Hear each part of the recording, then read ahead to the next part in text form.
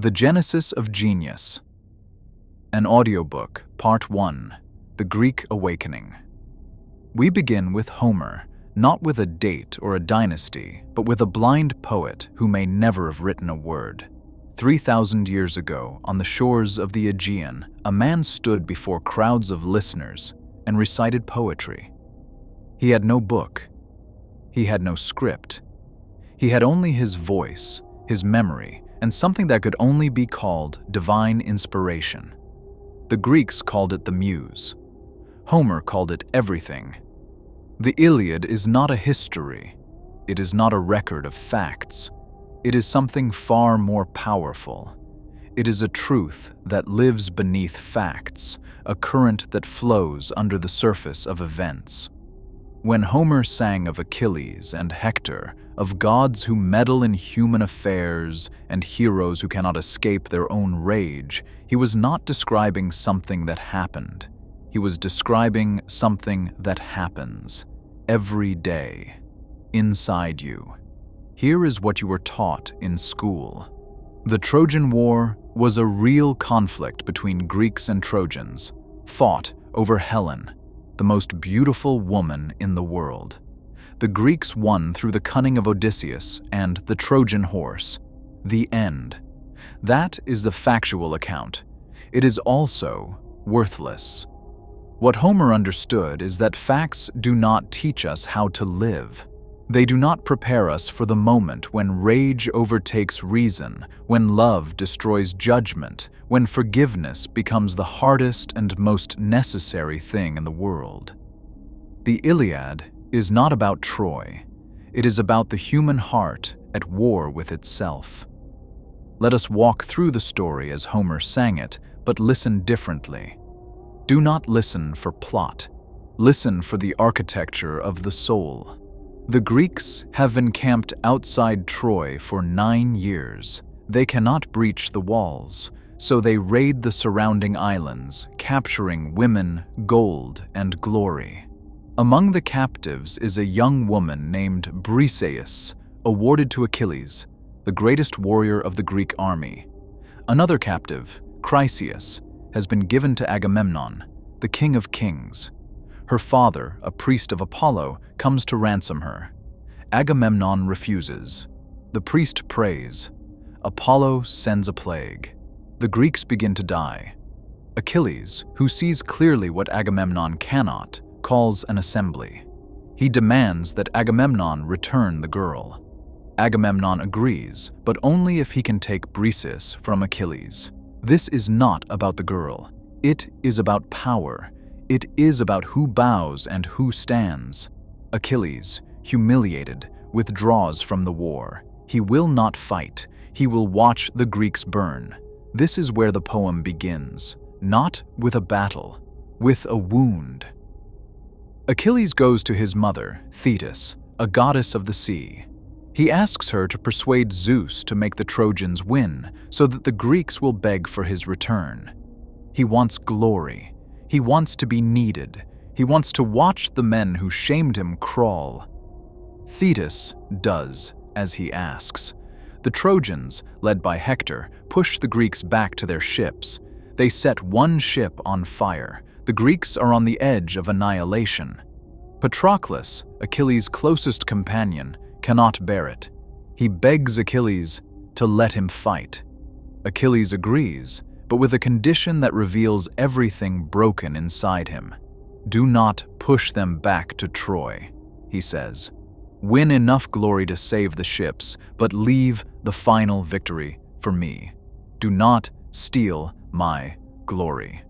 Patroclus goes. He fights brilliantly. He forgets the command. He pushes the Trojans back to their walls. And there, Hector kills him. Now Achilles rages, not at Hector, at himself. He knows that Patroclus is dead because of his pride, because he would not forgive, because he needed to be the center of every story. The grief is unbearable. So he turns it outward. He kills Hector. He desecrates the body.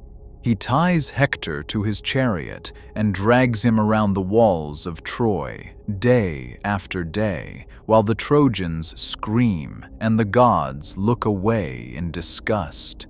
He cannot stop. He cannot sleep. He cannot eat. He can only destroy. This is the Iliad's deepest question. What do you do when the enemy is not outside but within? When the rage you feel is really shame? When the person you cannot forgive is yourself? The answer comes from an old man. Priam, king of Troy, father of Hector, has lost everything. His son is dead. His city is dying. He cannot sleep either. So he does something no king has ever done. He walks into the enemy camp alone. He enters the tent of the man who killed his son, and he kneels. He kisses the hands that murdered his children. He does not beg for mercy. He offers none. He simply asks for the body of his son so that Hector can be buried. And Achilles breaks, not in violence, in tears. For the first time in the poem, he weeps. He sees in Priam his own father, old and waiting for a son who will never return. Priam sees in Achilles his own son, young and doomed and desperate for love. They weep together. Achilles gives back the body. He promises a truce for the funeral. The poem ends not with a victory, but with a funeral. This is why the Iliad is the foundation of Western civilization, not because it teaches us how to win, because it teaches us that winning is not the point. The point is forgiveness. The point is the courage to kneel. The point is the recognition that the enemy is not the other. The enemy is the part of yourself that refuses to love. Part 2. The brain that heard gods. How did Homer know this? How did a blind poet from 3,000 years ago understand the human heart better than any modern psychologist? The answer changes everything you think you know about the mind.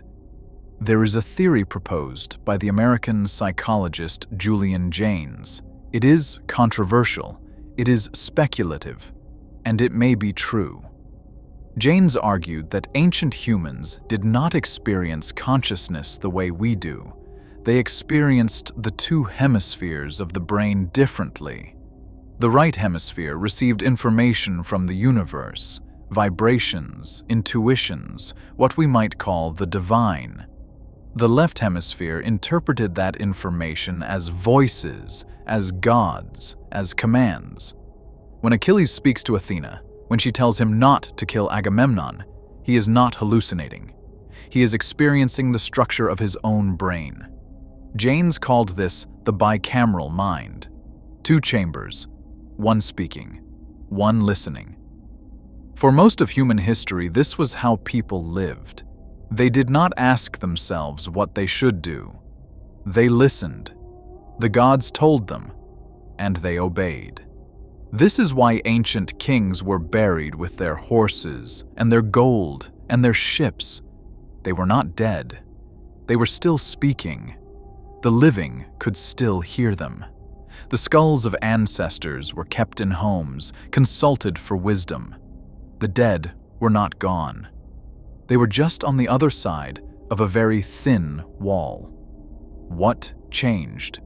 War, population growth, the collapse of empires. When societies became too large and too chaotic, the old voices became unreliable. People had to start making decisions for themselves. Consciousness, the inner voice that says I, was born not as a gift, but as a necessity. We learned to talk to ourselves because the gods had fallen silent. But here's the tragedy. In learning to think for ourselves, we forgot how to listen. We sealed off the right hemisphere. We told ourselves that only the material world is real, that only logic matters, that science has replaced spirit. And we became less creative, less wise, less alive. The proof is everywhere. The greatest scientific discoveries did not come from method, they came from dreams. Einstein daydreaming on a tram, Watson dreaming of a spiral staircase that became the double helix, Descartes visited by an angel in a dream who explained the foundations of rationalism. These were not metaphors. These were the right hemisphere breaking through. You have felt this too. You think of someone, and they call. You walk into a room and feel the tension before anyone speaks. You have a dream that solves a problem you could not solve awake. These are not coincidences. They are the universe speaking. You have just been trained not to listen. The Greeks listened. That is why their civilization exploded with creativity. They built theaters that seated 10,000 people, not for entertainment, but for ritual. They gathered in the agora to debate, not to win arguments, but to find truth. They held symposia where men drank watered wine and talked all night about love and death and the meaning of existence. They did not have a word for boredom. They did not need one.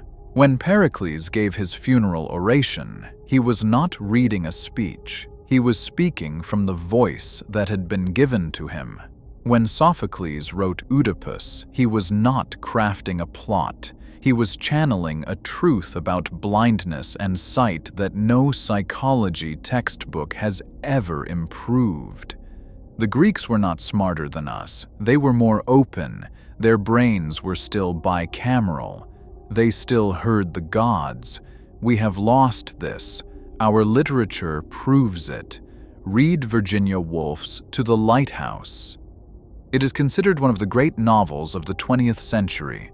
Here is a sample. A woman thinking about groceries, about the past, about the future, about death, about a greenhouse bill of 50 pounds. Her mind jumps. It wanders. It cannot settle.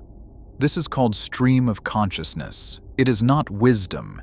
It is the sound of a mind that has lost its center, that can no longer hear the voice that gives direction. Now read Homer again. Every line is focused. Every image serves a purpose. Every character reveals a universal truth. Homer is not wandering. He is being carried. That is the difference between a civilization that listens and one that has forgotten how. Part 3. The invention of the alphabet. How did the Greeks become who they were? The answer begins with the collapse of the Bronze Age. Before the collapse, the Mycenaean Greeks used a writing system called Linear B. It was asyllabary. Each symbol represented a syllable. It was difficult to learn. That was the point. Only the elite could write. Only the elite could read. Writing was not a tool for knowledge. It was a tool for control. When the Bronze Age collapsed, the Mycenaean Empire fell. The palaces burned. The scribes died. For centuries, Greece had no writing at all. This was not a disaster. It was a reset. When writing returned, it returned as something new. The Greeks took a Phoenician script and added something revolutionary: vowels. They created the alphabet, not a syllabary, not an ideogram, an alphabet. Symbols for sounds so simple that anyone could learn them. For the first time in history, writing was not the property of priests and kings. It belonged to everyone. This changed everything. Suddenly, a farmer could write a letter.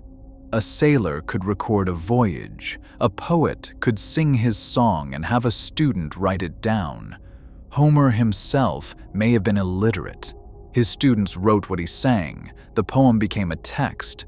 The text could be copied. The copies could travel. The entire Greek world shared a library, but the alphabet alone did not create Greek genius.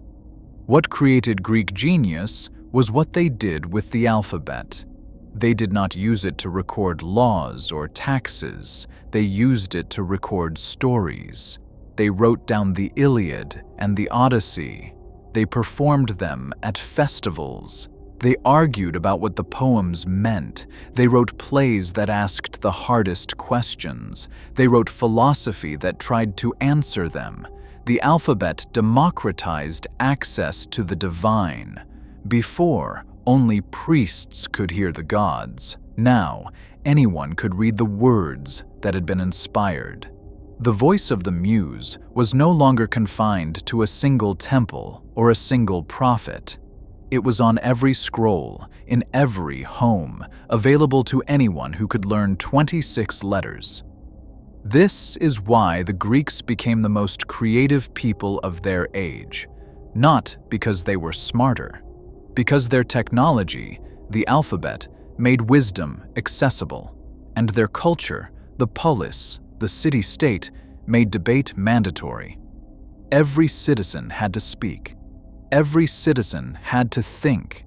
Every citizen had to stand before the assembly and defend his position. You could not hide. You could not outsource your thinking to an expert. You had to do the work yourself. That is the secret of Greek civilization, not genius, necessity. They had to think because their survival depended on it. Their city-states were constantly at war. Their men had to fight. Their citizens had to decide. There was no room for passivity, no room for scrolling, no room for distraction. Just the hard, beautiful work of being human. Part 4. The Hebrew Difference. Now we turn to the other pillar of Western civilization, the Jews. Not the Israel of history, but the Israel of the Bible. Because the Bible is not history, it is something much more important. It is the story a people told themselves about who they were and why they mattered. Let us understand how Israel was born. After the Bronze Age collapse, the Levant became a refuge. Egyptian priests who had lost political struggles fled there. Greek mercenaries who had fought for Egypt settled there. Hill people who had always farmed the highlands stayed there. Nomads who herded sheep and traded goods passed through. They were not a nation. They were a collection of refugees, mercenaries, farmers, and wanderers. Then came the Philistines. They were sea peoples, driven from their homes by the same collapse that destroyed Mycenae. The Egyptians, unable to defeat them, gave them land in the Levant. But there were already people living there. The refugees, mercenaries, farmers, and nomads suddenly had a common enemy. They had to unite or be destroyed. They chose a king. His name was Saul. He failed. A mercenary named David killed him and took the throne. Now David had 3 problems. First, legitimacy. He was not the chosen king, he was a usurper. Second, unity. His kingdom was a coalition of different tribes with different gods and different stories. Third, differentiation. Why were they different from the Egyptians, the Philistines, the Canaanites? Why should they not just assimilate? David solved these problems with 3 innovations. First, he introduced a patron god named Yahweh. Not a new god, but a god who would be theirs alone. Second, he centralized worship in a temple in Jerusalem. This gave the Egyptian priests, now his allies, a role and a salary. Third, he commissioned a book that would tell the story of Israel, a book that would make a coalition of refugees into a single people. That book is the Bible, and it is the most effective work of propaganda ever written. Not because it lies, but because it tells the truth in a way that creates identity.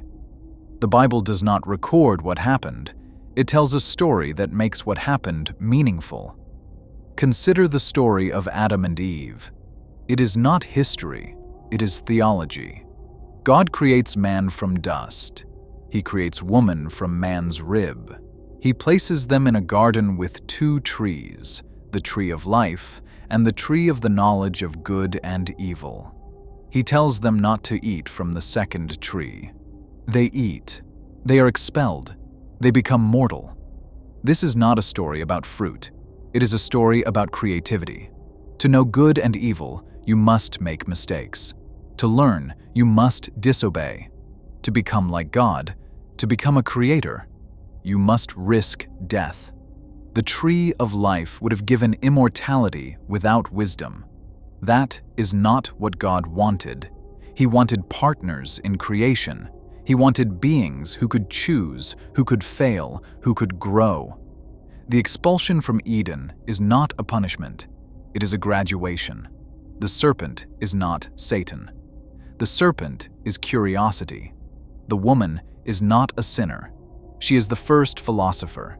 She sees the fruit, judges it good, and acts on her judgment. She does not ask permission.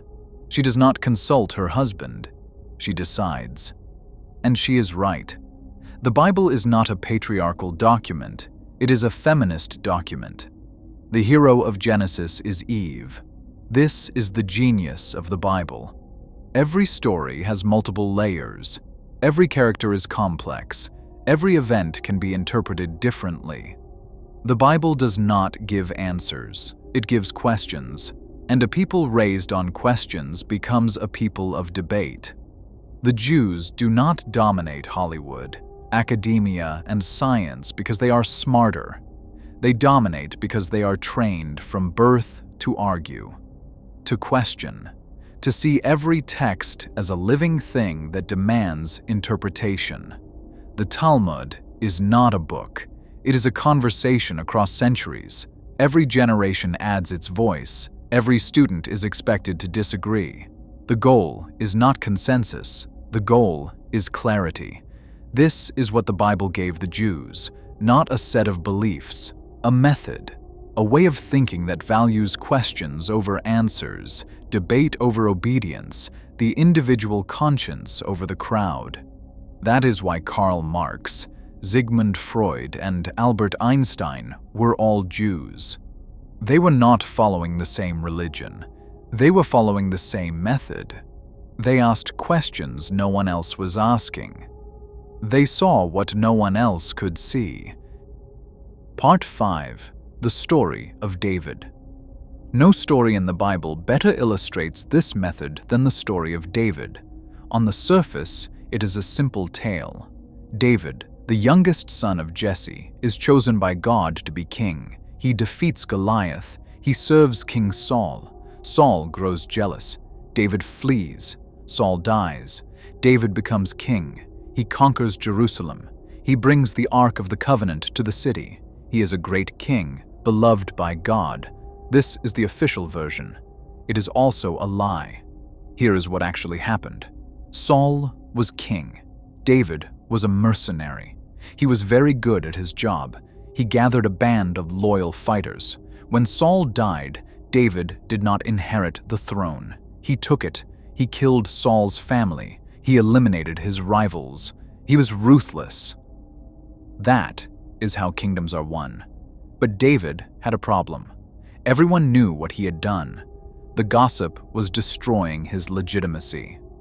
So his court historian, the person scholars call the J-writer, wrote a new version.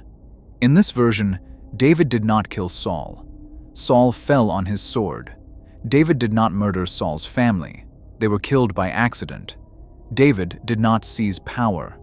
God chose him. This is the Bible's first layer, propaganda. But the J-writer was not just a spin doctor. She was a genius. She wrote stories so powerful that they transcended their political purpose.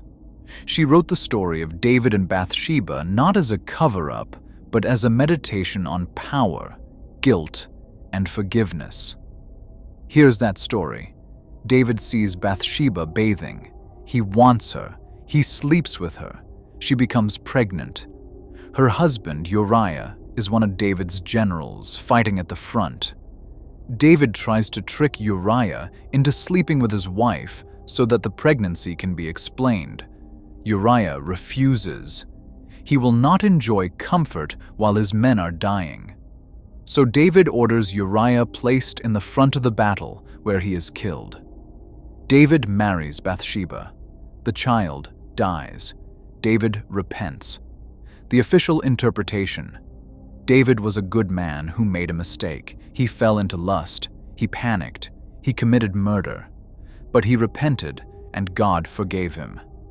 The unofficial interpretation, which every Jewish reader is trained to see: David was not driven by lust. He was driven by fear. Uriah was the most popular general in the army. He was a threat. David eliminated him. Then he married Bathsheba to prove that he was better than the man he killed. This is not a story about repentance. It is a story about the rationalizations of power. Which interpretation is correct? Both. That is the point. The Bible does not tell you what to think.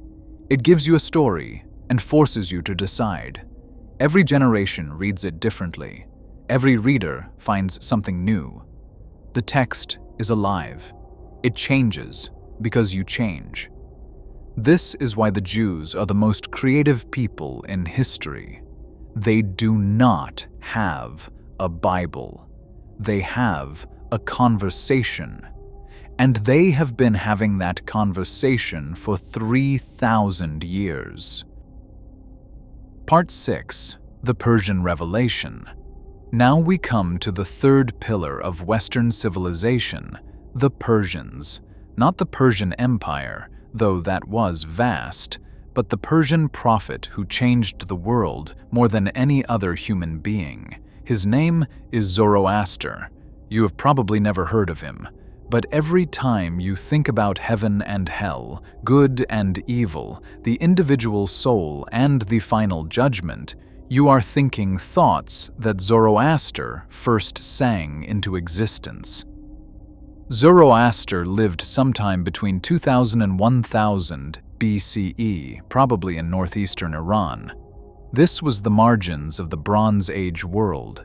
While Egypt and Mesopotamia grew rich, this region was mined for tin and copper. The people were enslaved. Violence was constant. The priests were corrupt, selling rituals for profit, promising immortality to anyone who paid. Zoroaster was a priest.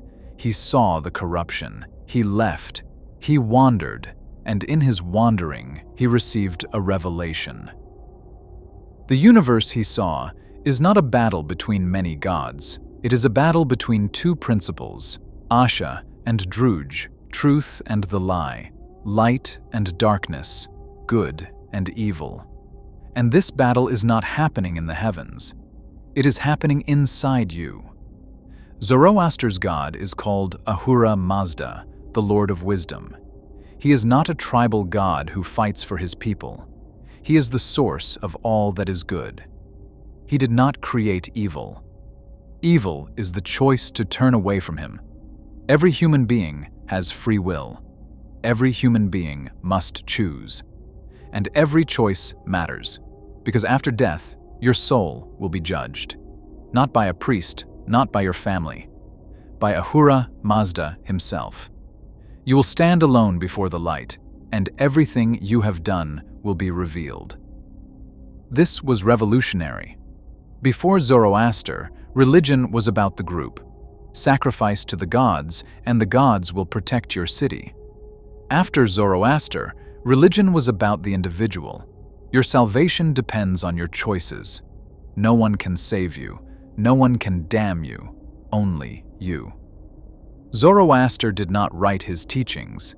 He sang them. His songs, called the Gathas, are among the oldest surviving poetry in any language. They are not systematic theology. They are cries from the heart. Listen to the voice. Listen with your ears to what is good. Reflect with a clear mind.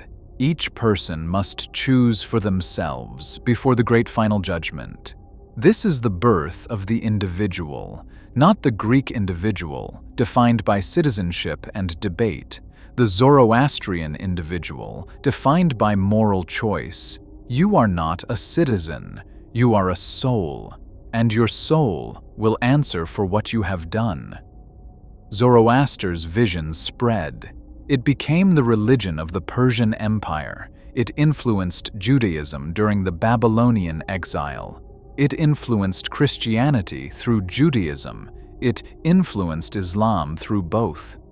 Every religion that believes in a single good God, a final judgment, and the immortality of the soul is standing in Zoroaster's shadow. But Zoroaster's deepest teaching is not about judgment. It is about responsibility. If evil exists, it is not because God created it. It is because you choose it, and if you choose it, you can choose otherwise. Every moment is a choice between Asha and Druj. Every thought, every word, every action tips the balance. You are not a victim of fate. You are a co-creator of reality. The Greek philosopher Plato understood this. He wrote the allegory of the cave to explain it. Prisoners chained in a cave, watching shadows on the wall, believing that the shadows are reality. One prisoner escapes. He climbs out of the cave. He sees the sun. He is blinded at first, but gradually he sees the world as it truly is. He returns to the cave to tell the others. They think he is crazy. They kill him. This is the story of every prophet: Zoroaster, Socrates, Jesus. They saw the light. They tried to share it. They were destroyed by the people who preferred the shadows. But their teachings survived, because the truth, once seen, cannot be unseen. Part 7. The Eternal Return. Zoroaster taught that history moves toward a final resolution. The forces of Asha and Druj are locked in battle, but Asha will win. The world will be purified by fire. The dead will rise. All souls will be judged. Evil will be destroyed. Good will reign forever. This is the source of the Western belief in progress. The idea that history is not a cycle, but a line, moving from beginning to end, from fall to redemption. The Greeks did not believe this. They saw time as a wheel. Everything returns. The Jews did not believe this. They saw history as the story of their covenant with God, but the end was not assured. Zoroaster gave us the arc that bends toward justice. But there is a danger in this belief. The danger is that we stop choosing. We assume that progress is automatic, that history will save us, that we do not need to act. This is the opposite of Zoroaster's teaching. He taught that every moment matters, that your choice, right now, is the only thing that determines the future. The German philosopher Friedrich Nietzsche understood this. He wrote a book called Thus Spoke Zarathustra. It is not a commentary on Zoroaster. It is an attempt to become Zoroaster. Nietzsche walked in the mountains for hours and then, seized by inspiration, wrote pages that seemed to come from somewhere else. He called this process channeling. He believed that Zoroaster was speaking through him. In Nietzsche's version, Zoroaster does not preach obedience.